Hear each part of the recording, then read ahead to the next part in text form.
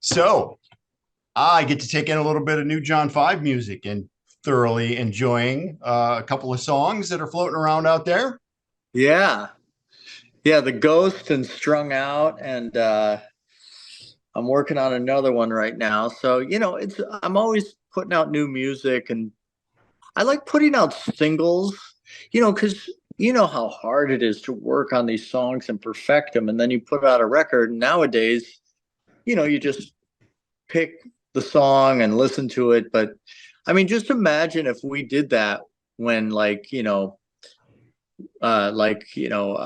Fair Warning came out, and we just listened to Mean Street, and that was it, or Unchained, and we wouldn't Sure. enjoy all those other songs. Right. So, And there yeah, are people that did that, though. There are people to this day that did that. it's which is odd to me, but Yeah. yes, because we enjoy every song. Because when you got a record like that, you just it was your whole life, you know. Yeah. Yeah. Yeah.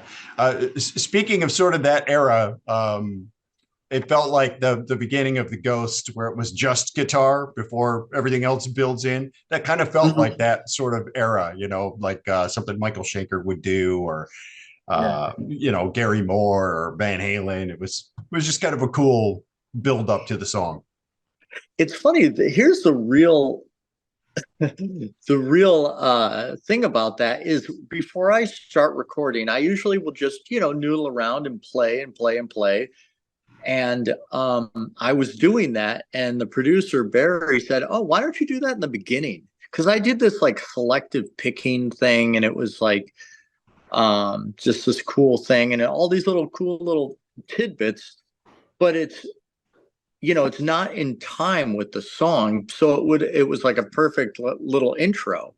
And if you see the video, the what you see in the video, the music is what was recorded during the making of the video. So it's really cool. It's kind of special and primitive and unique that way.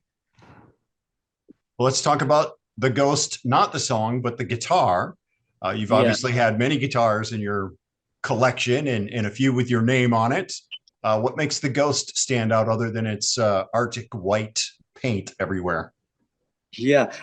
I mean, I wanted a guitar because I was using my black one with the silver pick guard and my Goldie, and I play them so much, and they're starting to get a little old and things like that. So I wanted a new guitar, and I wanted it like striking, and I wanted it to look really cool. And Fender had this collab with Supreme clothing brand. They did this cool looking guitar, and I was like, I want to do something like that for my new guitar. And I wasn't even thinking of it as an artist model or anything.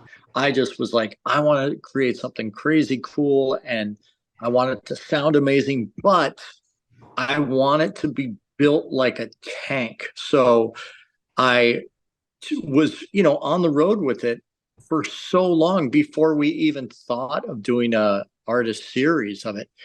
And I created this kind of thing where it was more difficult to chip than most. And I didn't want it to fade. I didn't want it to turn yellow. So a really extreme amount went into this guitar. Even the case is all white, and inside it's like that red velvet. And it's just gorgeous. I'm super proud Yeah. of it. Well, one of the things that makes it stand out is the neck is white. And I Yeah. mean, the main reason necks were never painted on guitars, number one, it can affect the sound, but two, of course, that's going to scratch off. You got strings going up and down on it all day. Yeah. And it doesn't. I've been using this thing all the time. It doesn't happen. And that's the magic of this guitar. Between you and me and everyone listening, Fender is like, this is one of the hardest guitars we had to build because of that fact, you know? Yeah. But it's got to be striking on stage too, from an audience standpoint, which is always fun. I'm the audience member far more than I'm the person on stage. So to me, that's the perspective I take. It's just how cool something looks. Yeah, it's wonderful. And I'm so, so very proud of it. And it sold out in less than 2 hours. It was like, all right, the guitar's going on sale. Hey, it's sold out. It's like that quick. And I just wish that everybody could have gotten one, but we'll see what happens. But between you and me and everyone listening, I might be working on another one called the Phantom, and it will be completely black with either gold hardware or chrome or white. But I'm going to have a meeting with Fender about that soon. But it's going to be another really, really like everything will be black, like the neck and everything, just like the Ghost. Well, let's Maybe I talk. should all black hardware. It might be too black. Yeah, it might be none more black, I think is the Right, right. phrasing for that. Yes. Let's talk Strung Out for a minute. The melody in that as you're building into the song is so fractured. Like that's not a normal melody. Were you playing that and you go, that's not normal. I can't play that. And then at some point you just went, yeah, I can play that. That's cool. Yeah. Yeah, it's rad. I love doing things a little unorthodox, not in the box. What do your Motley Crue teammates think about your solo career? Do they think your music's crazy? Do you think you're crazy for not taking a break when they're taking a break? Or it's a good question. They're supportive of it. They are very supportive of it, and which I'm happy about. They're like, yeah, dude, go out there, go get them. And I just love having a guitar in my hands. I love going out and playing and talking to people and meeting people and being on stage so much that I'm going out in the middle of winter and doing it. But I enjoy it so much. I'm still so, so hungry. And I will start the tour here in California and go all the way till March. And then I think in April, I'm going to start rehearsing with Motley. So it's, and that sounds like the perfect thing to me. Anyone else would be like, oh no, that's the worst, but I am so excited about it. I even called my management and I'm like, we have a month open. Should we, and they were like, oh my God, Well, the show nearest us, which will be the Machine Shop in Flint, sold out pretty promptly, which is awesome. Yeah.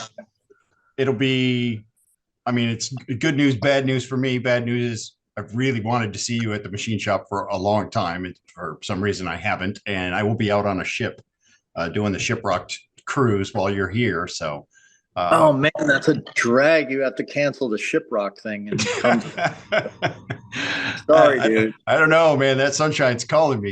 You might want to tour in the winter, but I want to get on a ship. Yeah.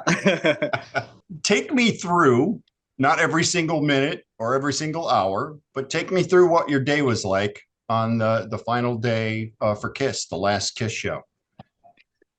Well, so I really wanted to go to the show, and I just got home from Australia, and I was like, God, that flight to Australia is so long. It's like, I don't know, 126 hours or something like that. 126. So I got home and the Kiss show was like right around the corner. So I was like, okay, like, I don't know, like I was really like exhausted and everything, but my wife and I was kind of like slumming around the house, like a little depressed and stuff. So my wife said, you're getting in an Uber and going to the airport. You're going to the show.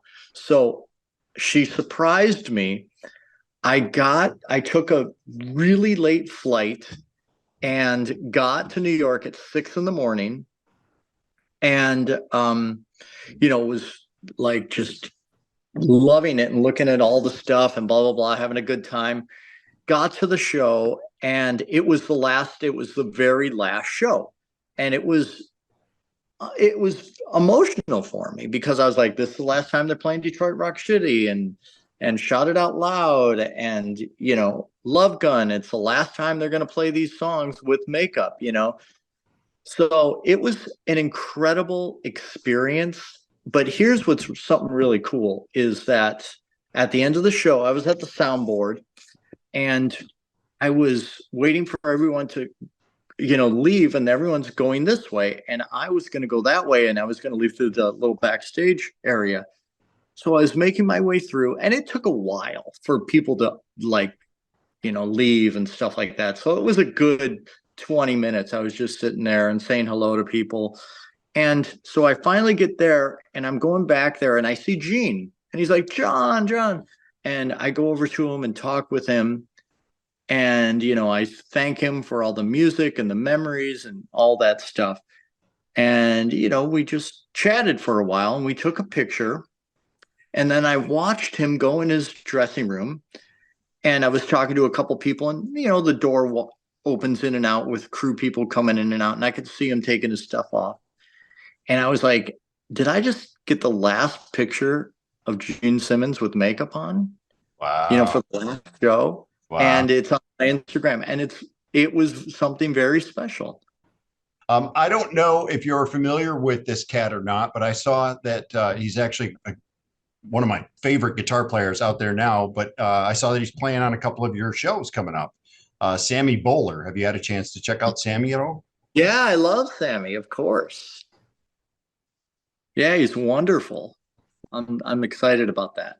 Well, man, I'm not going to eat up any more of your time. I'm just thankful that I got a chance to see you. Thankful I got a chance to talk to you. Sorry, I'm going to miss you in Flint this time around, but it's always a pleasure to talk to you. And, we've been doing this a lot of years, so it's wonderful, and I'm super, super happy we got a chance to do this, and let's do it more often than we do.